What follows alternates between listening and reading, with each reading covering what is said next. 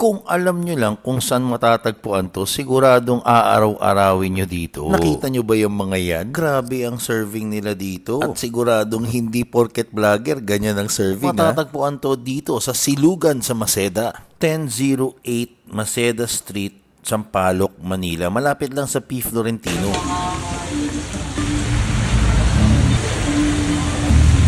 Pagluto pa lang ng sinangag, panalong-panalo na. Tingnan nyo yan, guys. Amoy na amoy ko na yung garlic rice. Nakita nyo ba yung usok na yan? Ang bango niyan, guys. Alam nyo naman pag mabango, kainin nyo. So yung liempo nila, hindi nagpahuli. Malupit din. Golden brown yung kanilang liempo. Saktuhan lang yung kapal at yung size. Pero ang pinakamaganda dito, guys, bukod dyan sa mga yan, may kasama ng gulay yung mga o-orderin nyo. Panahon ngayon, medyo bihira na yung mga nagsaserve ng ganyan sa murang halaga. Dito guys, may liempo ka na, meron ka pang okra at kangkong. Kaya naman complete meal na talaga ang o-orderin nyo. Ngayon lang ako nakakita ng silog na may kasamang kangkong at okra. As low as 100 pesos lang, ganyan karami yung kanin. Yung kanilang liempo silog, 150 pesos. Yung spam silog naman, 100 pesos. Hot silog, 100 pesos din yan. At corn silog, 100 din. Ito naman yung kanilang chick silog na nagkakahalaga ng 150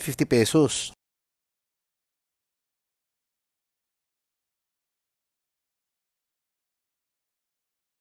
So guys, ito na nga, nandito na nga tayo sa Silugan sa Maceda. Malapit lang siya sa P. Florentino Street, tapos A. Maceda Street dito sa may Sampaloc. At dito nyo matatagpuan itong silugan ng pangmalakasan. Nakita nyo ba yan?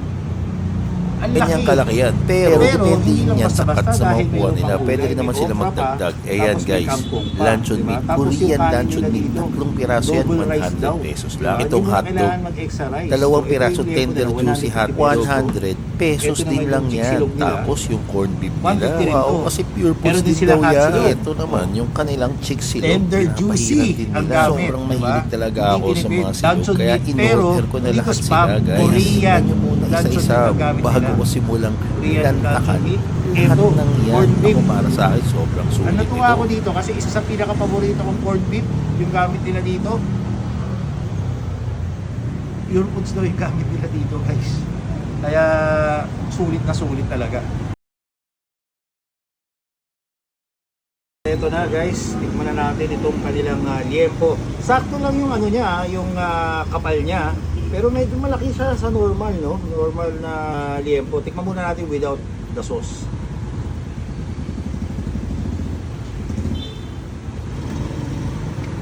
Malasa na kagad.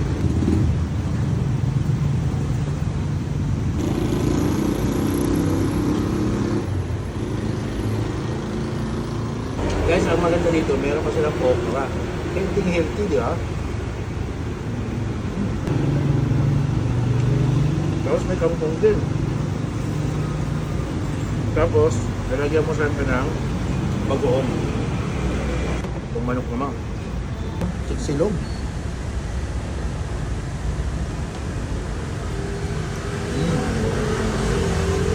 Panaro rin yung manok. Yung garlic rice solid. Hotdog naman tayo.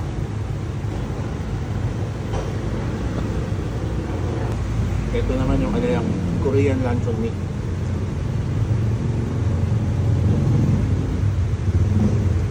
Sarap ba? Sarap ba yung Korean luncheon meat?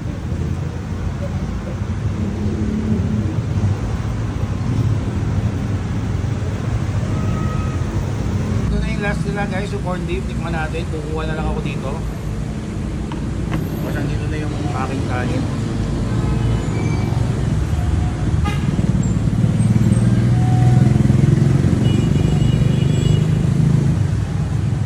Grabe, sulit na sulit dito. 100 pesos, ang dami nun, no?